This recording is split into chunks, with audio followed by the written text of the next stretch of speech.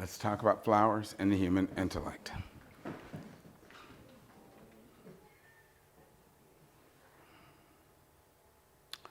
And if you've attended my lectures before, you know I always start off with a quote from the Bible.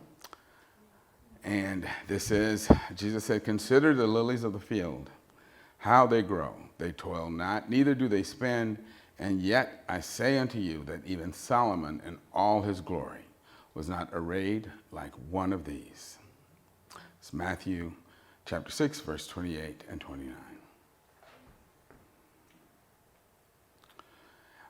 This is of the estimated 300,000 species of land plants alive in the world today, about 260,000 of them, 87%, are flowering plants. It's a quote from a book called Flowers, How They Changed the World by William C. Berger.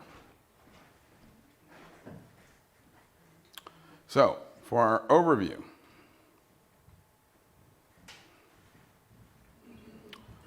why are we attracted to flowers? What does that tell us about ourselves? Why do human beings love flowers? Why are they so important in our individuals and our collective lives? Our attraction to flowers is demonstrated by the central roles they play and have played in our history and our culture, both past and present. The roles that flowers play in our culture and our lives are indicative and representative of their importance and the importance of plants in general to our survival as a species.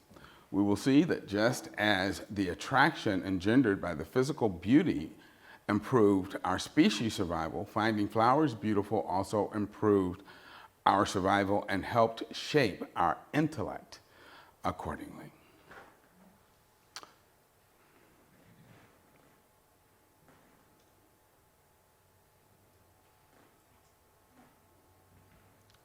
So what attracts humans to flowers? Well, there's their beauty, their fragrance, and their color. And this lecture is meant to have a lot of moments. Humans have an innate, intimate, and emotional attachment to flowers. We just use them in every aspect of our lives, as these pictures demonstrate. We use them as actual language to express and convey sympathy, affection, and goodwill. You can go anywhere on this planet, not speak one word of the language, but if you present someone with a bouquet of flowers, immediately they know that you wish them well and you are coming to them in peace. Flowers are able to speak to and for us in this way because we find them both moving and, importantly, beautiful. So that begs the question, what is beauty? Well, beauty is an experience of our mind that is, of course, rooted in our brain. The perception of beauty is a primal phenomenon that is hardwired into our genes.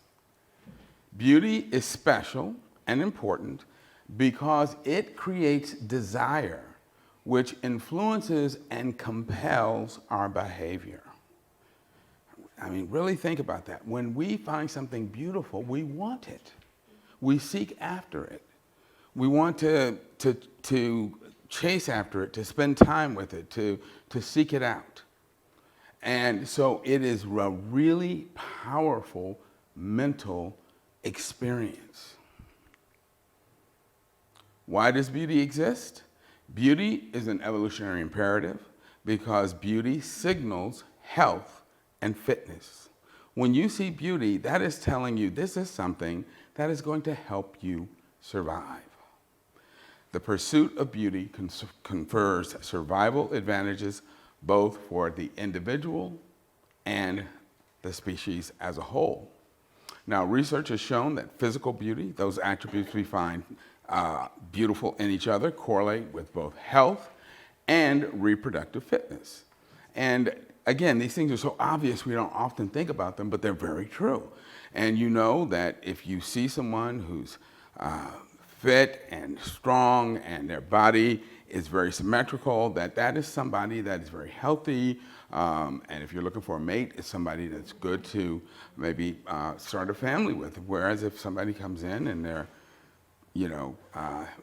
kind of asymmetric, they have one eye up here, another one down here, and they're orange colored, by the way. You might say, no, that's not somebody I want to be involved with. Because I might have kids that look like Don Jr. Anyway, so beauty is not a random subjective perception. It is a DNA encoded, biologically driven phenomenon that, again, improves our survival when we seek after it. So consider this. If it could conceptualize such a thing, elephant poo would be perceived as beautiful by a dung beetle, right? Because elephant poo is what dung beetles use to live on and lay their eggs and raise their young. So this brings me to this question: why do humans find flowers beautiful? We clearly don't lay eggs on them. But this brings me to my first hypothesis. And that is that the reason we find flowers beautiful is because our attraction to flowers and flowering plants correlates with physical health, improved survival for the social group, and greater longevity for individuals. And that's what I hope to convince you of as we move through this lecture. So let's look at flowers, fragrance, and human cultures.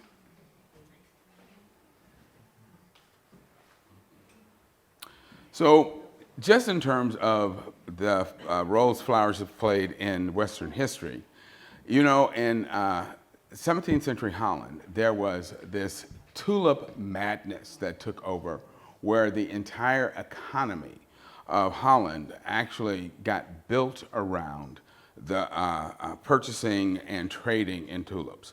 And people made literally fortunes equivalent to millions, if not close to billions of dollars, until a virus came through that blighted the tulips and caused the economy to crash, and there went the tulips. But it's amazing that an entire country was so taken with flowers that they built their entire economy on these flowers. And by the way, tulips are also some of my favorite flowers. And there's really one, I remember in reading about this, there's one really unfortunate and tragic story of this one man who he had this one bulb, tulip bulb, that he was saving because it was what's called a flame tulip, and it was really special, it was really amazing. And he had it sequestered in this box, and he was taking a trip somewhere, and someone came along, found it on the ship, and thought it was an onion and ate it. I know, the poor guy, I know he must have just, it didn't say whether he killed the man or not, but I just thought, it didn't tell us that either. I'm like, and probably by the time the guy chopped it up and bit into it, he realized, oh my God, this is not an onion, but it's too late anyway. But yeah, he ate his tulip bulb. Although it did maybe wonder, do tulips taste like onions? I'll have to buy some bulbs and see. Anyway. And then in the 19th century, there was the orchid mania that took over England, where the wealthy individuals in England spent, again, the equivalent of millions of dollars searching the world over for exotic orchids to bring them back to England and propagate them. And orchids just became the flowers of the day. So clearly, the love of flowers has been played very prominent roles in our history. And today we know that the modern floral industry is absolutely huge. Annual retail sales of cut flowers in the US alone exceed $20 billion. The trade in flowers worldwide is, again, huge. 70% of the cut flowers sold in the US are imported from around the globe. And that alone, again, is mind-blowing when you realize that 70% of the flowers that you see in markets literally come to the United States from outside the country. Countries exporting flowers to our country include Colombia, Ecuador, the Netherlands, Mexico, Costa Rica, and others. Many of these flowers are literally flown into the country so that they can be sold here. That is just, again, phenomenal. And it's not very green, but it's what we do. We seek to make ourselves more attractive by decorating ourselves and our homes with flowers literally and figuratively. We actually use flowers in our hair, on our clothes, and then we wear floral prints and so on. We apply flowers to ourselves either directly or graphically. It's floral prints. We name our children after them. Violet, hyacinth, the unfortunate petunia. And we perfume ourselves with their scents. Our love and desire for flowers is actually so great that we will actually make paper and plastic copies of them so that we can have facsimiles of them when they aren't in season. Flowers decorate and enliven and mediate all the great events of our lives. When you're getting married, when you are graduating, when you are celebrating something, courtship, births, marriages, funerals, and all types of celebrations. I mean, again, flowers are a central part of who we are as a species, and that is really incredible when you start to think about it, because no other sort of phenomenon in the environment do we bring into our daily lives and make it a part of our daily lives like we do flowers. And certainly no other species on this planet has that kind of a relationship with some other plant or entity in the environment. And this is a theory of mine, and I suggest it may be that the application of color to women's faces as makeup is the subconscious attempt to make a woman's face mimic a flower. And when you add to it the floral scented perfumes that we use, that mimicry is accentuated. The scents of flowers and plants have been utilized in every aspect of our lives, including in the ways that we worship. And we know that when the Christ child was born, that Magi from around the globe came bringing him gifts that included aromatics in the form of frankincense and myrrh.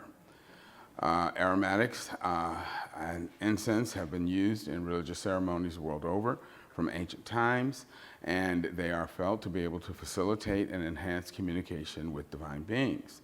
Compounds in frankincense have actually been shown to have antidepressant and anti-anxiety properties. These compounds appear to affect neuron ion channels in much the same way as some of our SSRI drugs do. So, some questions I'd like for you guys to ponder, again, as we continue to move through this lecture is, why do we seek to surround ourselves with flowers? What survival advantages and does this fascination with and pursuit of flowers confer on us? What survival and fitness signals are these flowers and flower surrogates sending? Why should wearing flowers or smelling like them make us more attractive and cause us to be perceived as more desirable mates? Why? Why should we want to smell like, some flowers as opposed to a rutabaga? Now, think about your dogs, right? Carnivores will go out and find something rotting, roll in it, and come back and feel like they are the stuff, right? And this Far Side cartoon, Rusty is about to make his move, so he sprays some dog breath in his mouth. So the question I ask is, if we're natural flesh eaters, why don't we go over to a date's house wearing scraps of meat and smelling like putrid flesh instead of perfuming ourselves with flour and fruit, right? I mean, we should be like the dog. We should be trying to smell like what we allegedly want to eat.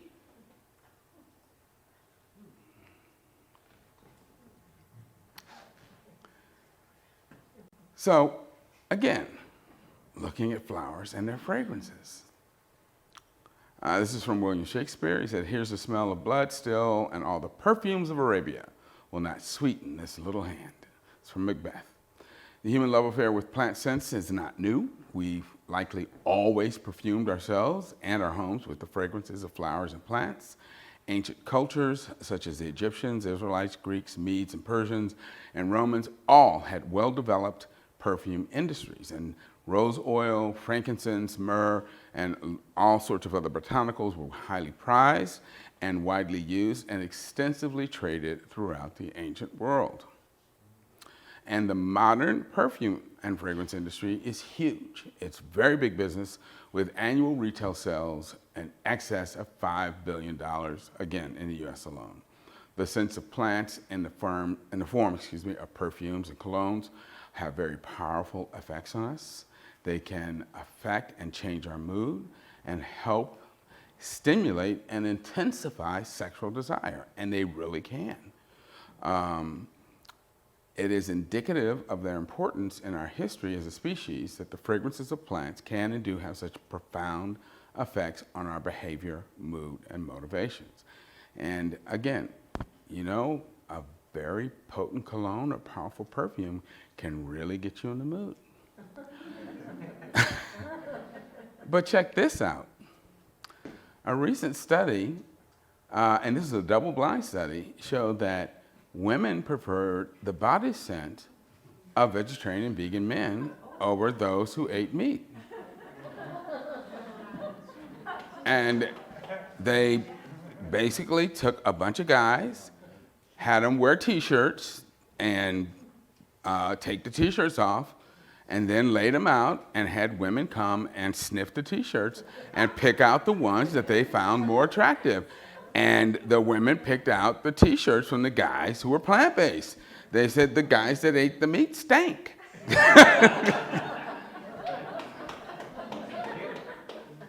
I'm just telling you what the science showed.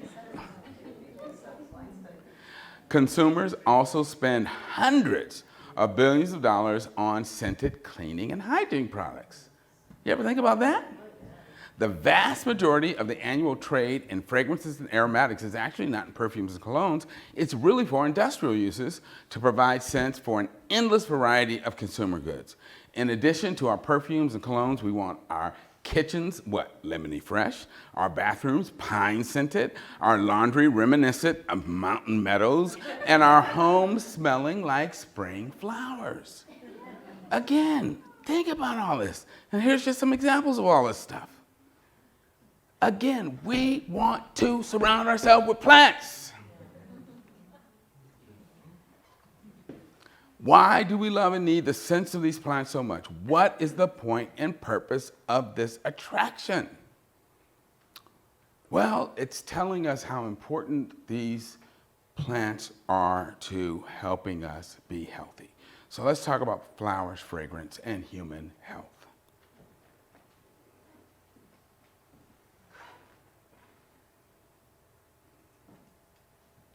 Well, aromatherapy uses essential oils and other scented compounds from flowers and plants to treat depression, mood disorders, and other health problems. Many, if not most, of the medicines and medicinal compounds that we currently use and have historically used to treat and cure disease have come directly from plants or are derivatives of plant compounds.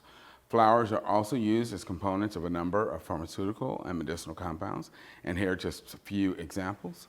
We all know about echinacea. Echinacea blossom extracts are used to boost immune response to colds, influenza, and other infections. There's a medication called digitalis that comes from a plant called foxglove, and that's this plant. And it's used to treat heart arrhythmias.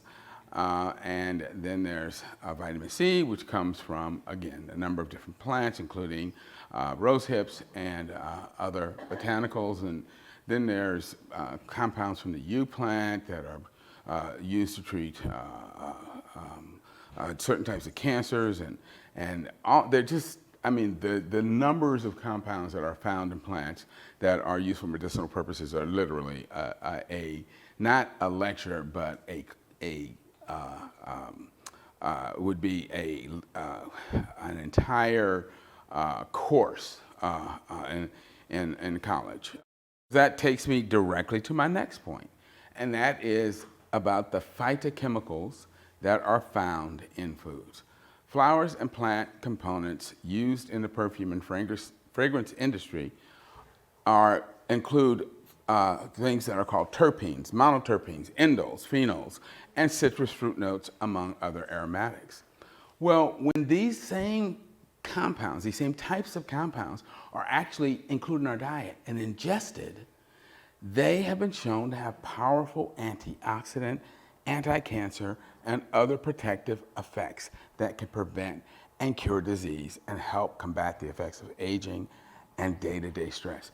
All right, do you guys get where I'm going with this? In other words, your brain is telling you to be attracted to these plants because the scents that you are smelling, if you eat those plants, those compounds, when you ingest them, will help improve your health and protect you from disease, boost your immune function, and kill off bad bugs that are trying to make you sick. That's the whole point of making you want these things and be attracted to them and like them. And that's also why you find rotting tissue disgusting and stinky, because your body is saying, stay away from that, it will kill you. I saw a hand go up. Well, you can eat some plants, but I understand some, well, flowers, like my nasturtium we can eat, but they taste like radishes. How do you know which flowers you can eat and which you can't? Well, now that's a whole nother course. But yes, there is, an accumulated body of knowledge that humans have acquired over millennia about which types of plants can be eaten directly, which have to be somewhat processed in order to make them more absorbable and to maybe even leach out a few toxins. But the fundamental point that I'm making here is that the reason we are attracted to these plants and that the kinds of things that make them smell good to us are the exact same types of compounds that actually improve our health and protect us from disease. So here are some examples of antioxidants and phytochemicals found in a variety of foods. And again, I'm not going to spend a huge amount of time here because you can see there's just a ton of things. But you can see there's a whole bunch of families that of these compounds that you can see on the right side of the chart. And then in the middle, you can see the kinds of things that fall into that category. Then on the left side of the chart, you see the types of plant compounds that they're found in. So like allylic sulfides, these are in your garlic and onion, leeks, shallots, and those families, and so on down the list. And then this is a chart from Michael Greger's nutritionfacts.org, which if you guys are not signed up for it, sign up for it tonight. It's free. Amazingly good information. But the thing that this points out is that the same dose of garlic that could block 80% of cancer cell proliferation did nothing to your normal cells. So these compounds are selective. They will inhibit bad cells, cancer cells, but they don't do anything to inhibit the growth and functioning of your normal cells. That's why these plant foods are so important. So here are some more compounds. Notice there are irises in the background here. Again, limonoids, lycopenes, monoterpenes, omega-3 fatty acids, phenolic acids. Again, the plant world is just loaded, overrun, chock full of these amazing compounds. And that's why we love the smell of these things, because your brain is telling you, immerse yourself in these compounds, ingest them, bathe in them, live in them, and it will help you live longer and be healthier. And to take a closer look at some phenolic compounds, let's look at this chart. And these are compounds that are found in many of our fruits, such as our berries. And it's like the phenolic compounds are divided into simple phenolics, flavonoids, anthocyanins, I'm not even going to try to pronounce those words, but let's just say blueberries are very high and those compounds there. And I got this slide from Dr. James Joseph, who's a researcher. He was very kind to share it with me. But again, it's just to show you how many powerful things are in these simple fruits that we eat, but they just do amazing things for our bodies. Now, look at this. This is the oxygen radical absorption capacity, or ORAC, of different plant foods. And it's compared to a compound called Trolox, which is used in the lab to just try and assess the redox capacity of different compounds. And what you should just take from this is that all different types of plants have antioxidant capacity. Clearly, your berries are absolute nuclear bombs when it comes to their ability to protect you in terms of their antioxidant capacity. But all kinds of plant foods have antioxidant potential, and they fall in a variety of different families, which is really fascinating and phenomenal. And that fact means that they will protect you from different kinds of potential damage. And so, people always say, well, should I just eat a lot of this or a lot of that? You should eat a lot of everything. Variety is what you want. So no, don't just eat nothing but blueberries. Eat everything. Eat variety. Because when you eat the variety, you get all of these different families. You get all of this different type of protection. Okay? It's like I tell people all the time, diversity is what God likes. Diversity is good in our neighborhoods, and it's good in our diet. I had to throw that in there. Now, these are fruits and veggies that alter behavioral deficits in aging. Okay? Now, I'm going to tell you, this study was done in lab animals. They took rats and they trained them to make it through these mazes. And then as the rats got old, they forgot how to navigate these mazes. And they then fed them spinach, strawberries, cranberries, black currants, purple grape juice, and plum juice, and blueberries and walnuts. And the rats then remembered how to make it through the maze. Other elderly rats had difficulty actually walking through the maze because they were old and they just couldn't, their muscles didn't work very well. They fed them cranberries, purple grape juice, blueberries, strawberries, and walnuts, and they regained their muscle movement and their muscle strength. So you can see that these plant foods can actually help us stave off the ravages of aging. And notice, the bottom line, this is only a partial list, but one thing I love is that walnuts make the list in both groups. And I tell people, it's the reason walnuts look like little brains. They're good for your brain. This is a study from the cited, it wasn't done by the Physicians Committee for Responsible Medicine, but this is just a citation by them, that showed that strawberries have been shown to reduce the risk for Alzheimer's disease. Okay? So eat your strawberries.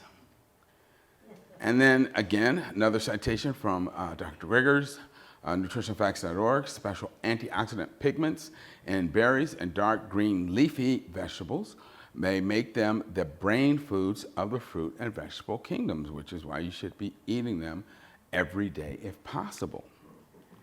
And blueberries especially, can significantly improve cognitive performance within hours of consumption. So literally, if you got to take a test, eat some blueberries in the morning, okay? Yes, ma'am. Does it make any difference if they're frozen? Actually, What was the question? the question is, does it make any difference if they're frozen? And the answer is, for the most part, no. Frozen has been shown to be nearly as good as fresh. So the hierarchy always is fresh is best, frozen is next, canned if somebody has a gun to your head. I mean, in other words, canned is better than nothing, but definitely you want to try to do fresh if possible, but frozen actually is a very good alternative, okay? And certainly when things are out of season, frozen can be very good. Just make sure that it's a reputable company and that they flash freeze their products and they don't, use a lot of preservatives or additives. All right. So this brings me to my second hypothesis, and that is the reason we like the smell of and to smell like plants and flowers is due to our coevolution with plants.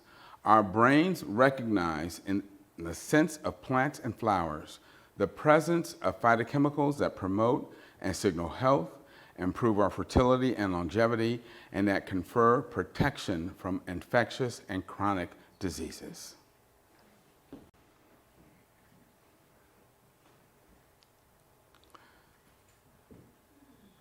Another biblical quote here says, I am the rose of Sharon and the lily of the valleys. That's from the Song of Solomon, chapter 2, verse 1.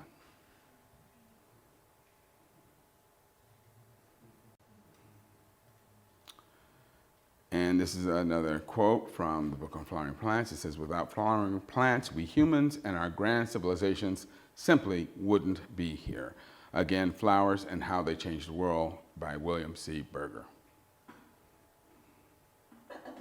So let's talk about flowers as symbols and agents of exchange. So when we look at flowers in culture, we see that flowers are used as agents of courtship, which is really interesting. And almost every culture in the world, men and women decorate themselves with flowers, and they present flowers to each other as symbols of their fitness as mates. And we tend to respond favorably to seeing and or being given flowers. Your date shows up at your door with a bouquet of flowers, whether you're a guy or a woman. You actually really feel great when they do that. It's like, how sweet. What a nice thing to do. Why? You can't eat those things. Well, it turns out that humans also tend to respond favorably to being presented with rocks and pieces of metal, as long as those rocks are jewels and the pieces of metal are gold, silver, or platinum, right? But if I showed up at a date's door with some gravel and a piece of scrap iron, she wouldn't be quite as excited to see me as if I showed up with a diamond ring and a gold necklace, right? And the point I'm making is this: the perceived value of a gift is based upon the imputed value of the object that is given. So, the question then is, what imputed value do flowers have? As we already said, they are usually not eaten. They're quite ephemeral. They don't last a long time. And they typically don't have a resale value. Yet, we are still very moved and gratified when we receive them. Why is that? It's clear how a suitor bearing diamonds and gold has demonstrated his or her fitness as a mate.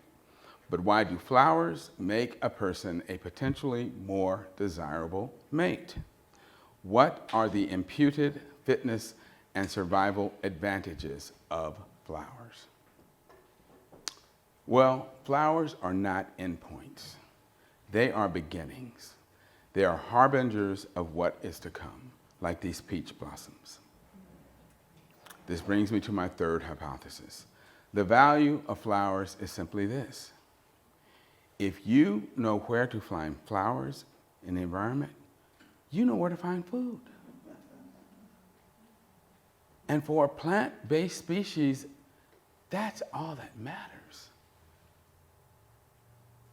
And we learned that early on in our history as a species, that flowers were important because that meant that there would be food eventually. And that's why we learned to find them desirable and beautiful, because that meant that we could stay alive, we could feed our families, we could make it for another year. Today, flowering plants provide more than 90% of our caloric intake. Again, flowers and how they change the world. And so this brings up the concept of food as currency. Food is important because it is central to the existence of every living creature. It is the original and really only true primary currency. This fact is understood at some level by all higher animals from arthropods on up.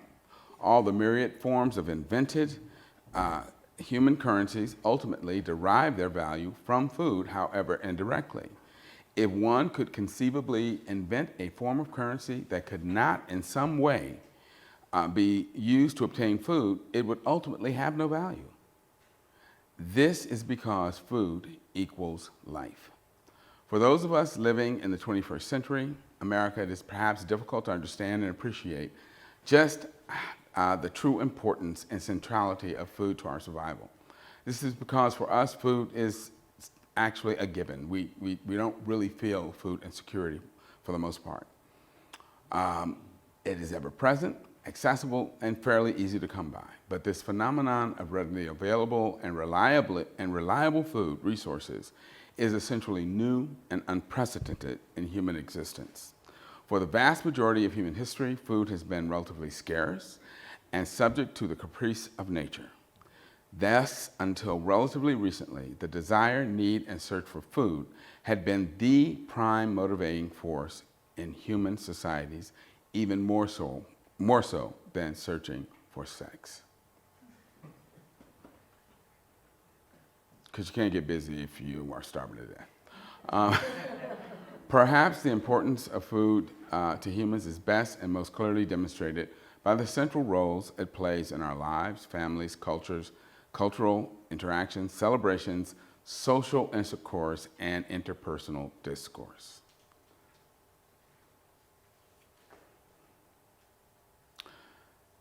This is a quote from a book called The Botany of Desire by Michael Pollan. He says, people who were drawn to flowers and who further could distinguish among them and then remember where they were in the landscape where they'd seen them would be much more successful foragers than people who were blind to their significance. And that is crystal clear. If you went out and you couldn't remember where you might have seen some flowers and you just stumbled back to the camp, but the person a couple caves down remembered where flowers were and when to go back and check for the food, the first person is going to starve to death, and the second group of people are going to have food to see them through the winter.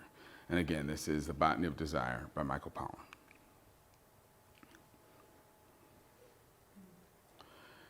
Natural selection was bound to favor those among our ancestors who noticed flowers and had a gift for botanizing, for recognizing plants, classifying them, and then remembering where they grow. In time, the moment of recognition, much like the quickening, would become pleasurable and the signifying thing, a thing of beauty. It's by psychologist Steven Pinker in his book, How the Mind Works. And I suggest that furthermore, it can be argued our attraction to flowers and our recognition of their importance and significance is what drew us out of the trees and away from a purely arboreal existence. Our fascination with and pursuit of flowering and fruiting plants led us to be onto the savanna and beyond, and turned us into peripatetic adventurers. It led us to become the most wide-ranging and successful ape species and spurred our intellectual development and adaptability.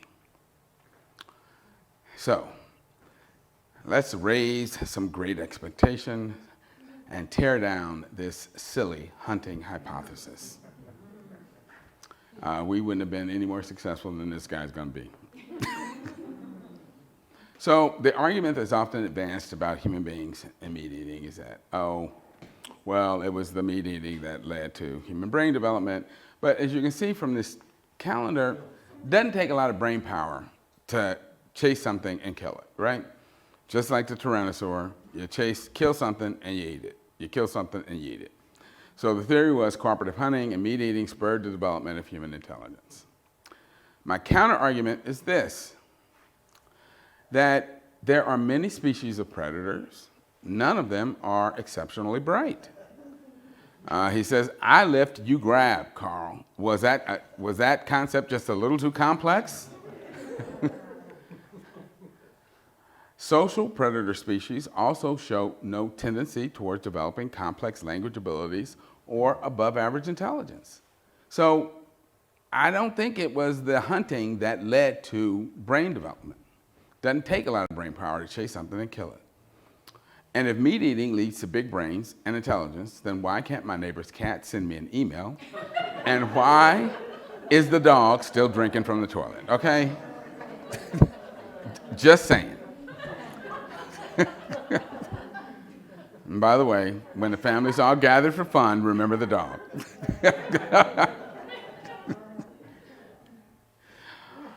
And so this hunting mythology that has evolved is, number one, is very sexist because it's all built around men going out and, killing animals and the women just being cheerleaders, cheering us on. It's all a bunch of male bovine fertilizer. Because it postulates that women are wholly dependent on men to provide a diet they need to raise, to support a pregnancy and raise their children.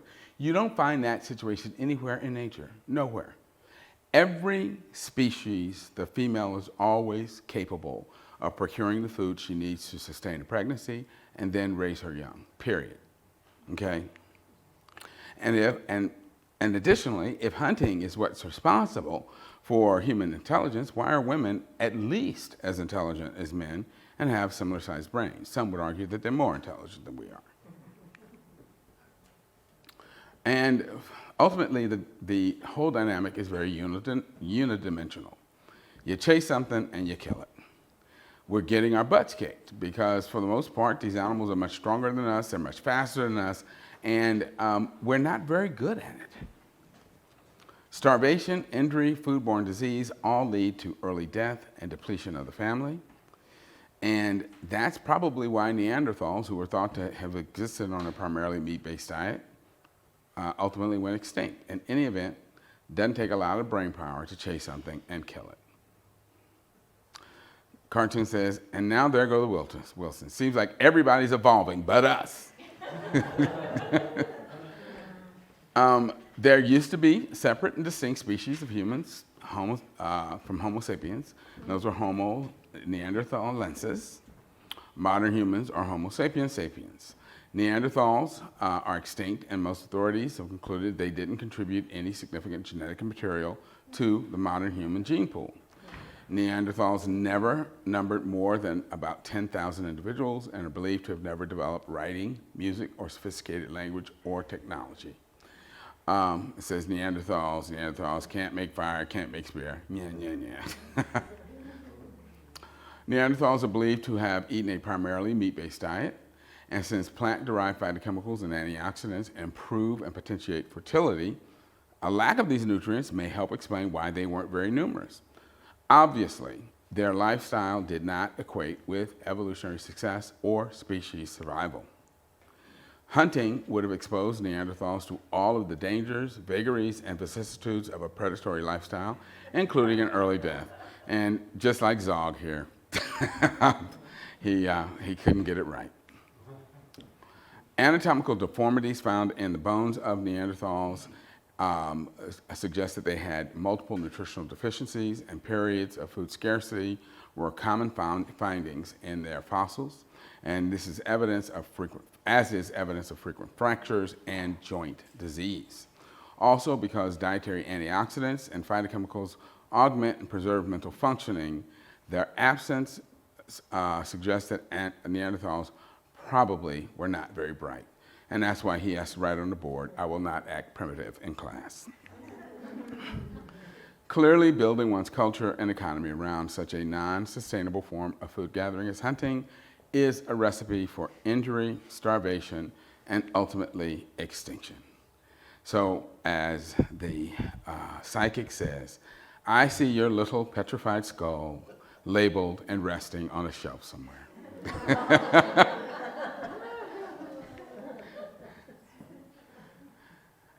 And it turns out meat eating is unnecessary. Why? Because a study by Dr. Boyd Eaton showed that wild game and wild plant foods are essentially equivalent in their energy content. He did, this is from a study published in the New England Journal of Medicine. It showed that wild game had an energy content of 1.41 calories per gram. The wild plants had an energy content of 1.29 calories per gram. When you round that up and down, that's 1.4 versus 1.3. That's really no difference. Certainly no significant difference. But the wild plant foods are much more nutritious because they contain vitamins, minerals, antioxidants, phytochemicals, fiber, and you don't have to expend thousands of calories chasing them down, so that you don't end up building an energy debt trying to get the plants the way you do with the animals, or risking injury. Plant foods have more fiber, vitamins, antioxidants, and other phytochemicals that promote health, fight disease, and increase longevity. And in this setting, no intelligent creature would waste time and energy and risk injury trying to hunt. While hunting may employ a limited use of cooperation and coordinated activity, human plant food gathering entails a much more sophisticated use of these and other skills, such as harvesting, caching the foods that you have gathered, and so on. Humans became specialists at gathering, that is, searching for special and specific high-energy, nutrient-dense plant foods, like seeds, grains, legumes, roots, tubers, and nuts, in addition to leafy plants and fruits. And there are a number of papers by authors now that are supporting this theory, one of which is a paper called The Seed Eaters by Clifford Jolly, which I cite in this study as well. So I came up with my own hypothesis, and that is hunting is actually a plot devised by women. Why? Well, think about it. Hunting is time-consuming, and it's very inefficient. And in Stone Age societies, we know that more than 80% of the calories consumed are provided by the gathering efforts of the women. Could it be women invented hunting just to give men something to do and keep them out of trouble? Men sent off to hunt, hang out with other guys, and spend all day chasing things they never or rarely catch. They come home too tired to get into mischief, and so hungry they cling to their mates and appreciate the food that they provide. This is illustrated by my next slide, which is a New Yorker cartoon.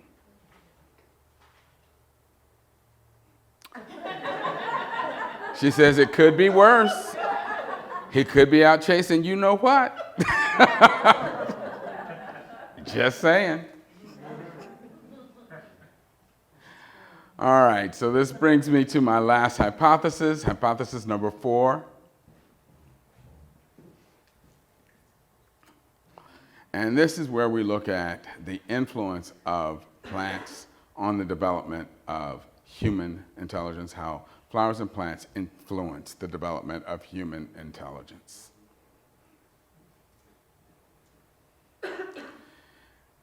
In this quote, it looks like intelligence is built on fundamental cognitive processes like attention and memory and maybe language ability. It's from psychologist Richard Heyer at the University of California, Irvine. And this is his book, The Neuroscience of Intelligence. So, again, looking at flowers and the hallmarks of human intelligence, there's curiosity and attention, inductive reasoning, complex language ability, the ability to extrapolate, apply principles from one situation to another, the ability to plan, and then engage in abstract reasoning. Well, color is part of the language of flowers. Humans possess energetically and physiologically expensive trichromatic color vision, which gives us the ability to perceive an almost infinite variety of colors. We can perceive more than 10 million different hues. Our brains have not only recognized colors as signals, but our minds have taken the additional step of investing colors with emotion and meaning. Framing colors this way gives them the ability to motivate us and change our mood and behavior and affect and alter our mood. And when those colors came in, who didn't have that feeling? That's how these colors can actually affect us. The predilection for diversity is hardwired in us. Research has shown humans are drawn to brightly colored objects, excuse me. And the more diverse the colors, the more we are attracted and our interest is stimulated and our attention is engaged. The desire for diversity presupposes an innate curiosity, which is a prerequisite for intelligence. With their bright and varied colors, flowers helped induce and stimulate our curiosity and desire for diversity. Research into food preferences has shown that a meal containing brightly colored foods stimulates the appetite and leads us to consume a wider assortment of foods.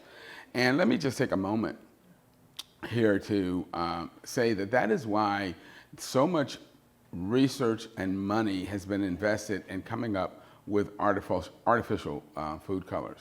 But please be careful when purchasing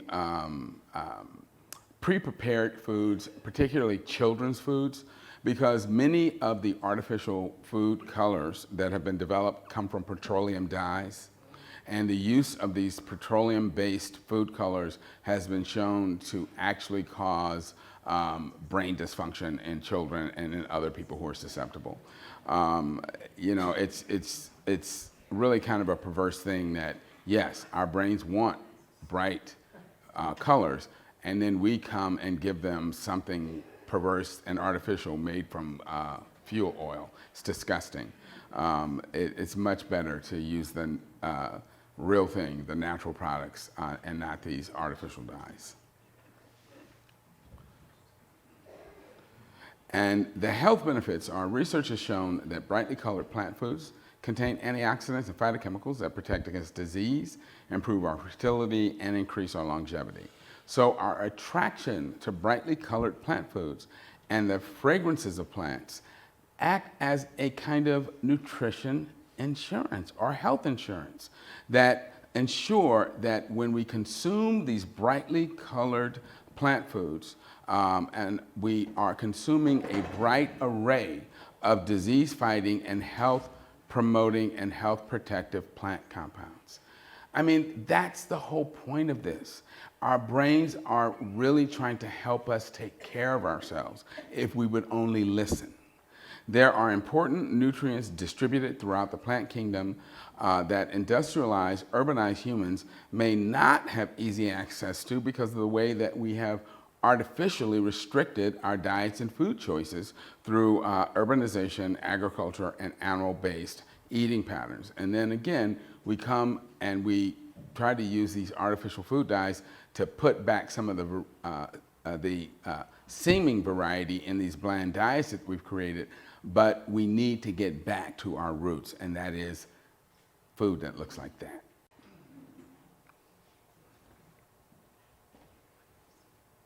Studies have also shown that the mere presence of flowers at a meal will stimulate the diners to eat even more food. That's why when you go out to a restaurant, there's always flowers on the table, because they know that just having flowers on that table will make you eat more food.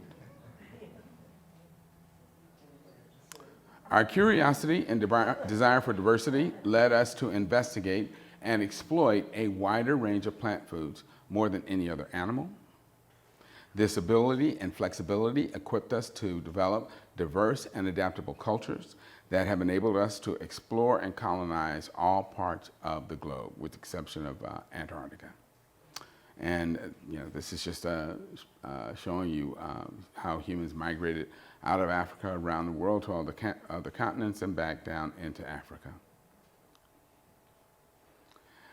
And then this leads us to recognizing the relationship between flowers and its eventual fruit. Well, once that dynamic is understood, even though the flowers themselves may not be eaten, they still acquire value for what they represent. So flowers came to be seen as symbols and eventually to be used as a kind of language. Understanding the concept and use of symbols, of a symbol to represent something else, is an important and early step in the development of humankind's spoken and then ultimately written languages. Because that's fundamentally what language is. It's the use of a sound or a written object to represent something else. And plants taught us how to do that. That's what I'm arguing. We learn that from the plants. Learning to associate the flower symbol with its eventual derivative object, the fruit, may have spurred the formation and use of words, which are symbols, to represent objects in the environment. The use of sounds and symbols to represent objects is, by definition, the use of language. The impetus for the development of language would have been the desire and necessity of being able to communicate to others in our tribes and families the location and timing of specific fruiting plants. While language would be very useful for and facilitate foraging for plant foods, it would be less useful and even counterproductive when hunting, because you need to keep your mouth shut when you're trying to sneak up on somebody. And we also find that our communication ability allowed us to become a superorganism, much like the honeybee hive, relying on and exploiting flowering plants and culturally evolving and changing with them. Their success improved our success and vice versa. And so we find that this other organism, honeybees, which also depend on flowering plants, are the only other social organism that has kind of created this superorganism that communicates with a very complex language, a language that is adaptable and changeable to fit the circumstances. Much like flowering plants directed the structure and shape of the honeybee superorganism, the collective flowering and fruiting of plants helped shape the communication abilities of humans and the structure of our societies. And then we developed the ability to extrapolate from one thing to another. Remember the associative property of arithmetic, that if A equals B and B equals C, then A equals C? Well, we learned that if peach blossoms lead to peaches, if I go out into the environment and find another flower I hadn't seen, maybe if I come back in a few weeks, I'm gonna find a piece of fruit or something that's edible that I may not have seen before, but that I can eat. So we learned that flowers are representative of foods, and we could then expand our access to different kinds of foods. And so again, this allowed us to exploit novel and new foods. Understanding the relationship between the flower and its fruit, and then the seed and its plant, is a prerequisite for developing, of course, agriculture. And then we ultimately started to use forethought to learn how to plan. We recognized and understood temporal relationships. You got a flower, if you come back tomorrow, there still won't be fruit. But if you come back in a couple of weeks, 2 or 3 weeks, then there will be fruits. So you gotta learn how to tell time. Some of us still have problems with that. You got to get organized, and you got to have learn to remember things and develop social cooperation. Because clearly, if you've got a whole bunch of trees that are coming into a flower, well, that's going to be more fruit than one person or even one family can exploit at one time. But if you get your whole social group together and you guys go back and you take advantage of those fruits when they become available, then you can make sure that your whole social group survives throughout the lean periods. But again, that takes social cooperation and planning. And how do you get that planning and cooperation? By sharing information through the use of language. And then you learn how to cache or save this food. And these are what I call live tissue foods, because plant foods are alive until you eat them. And then you invent counting methodology to keep an inventory of the foods that you stored, because you know your next door neighbor might be a knucklehead, might be a Trump, and might like to come over and steal your stuff when you're not looking. And you're like, look, I know I had 5 of these yesterday, okay, and you had none. Now you've got a couple, so something's going on. And ultimately, from this, we invented agriculture and learned to cultivate crops, to realize that, hey, these particular seeds made bigger fruit than those seeds, so I'm going to save some of these seeds and grow better plants the following year. And this is from a book called The Information. It says DNA is the quintessential information molecule. When seen in this light, flowers can be understood to simply be nature's engine for the transmission of the genetic information necessary for making new plants. Thus, rather than hunter-gatherers, humans were essentially always information gatherers, and flowers may very well have been humankind's original information technology. Technology that also programmed and changed us. This is what made us successful as a species and so adaptable that we could efficiently gather the information necessary for survival and then effectively translate, encode, and transmit this information to successive generations through our use of language and our created cultures. The genius of the human species has been our ability to understand and decipher, either consciously or unconsciously, the information contained in and or communicated by natural phenomena, and then to utilize that information for our own purposes and survival. It was flowers that helped us do that. And then this is just super interesting. You know, queen bees are genetically identical to worker bees.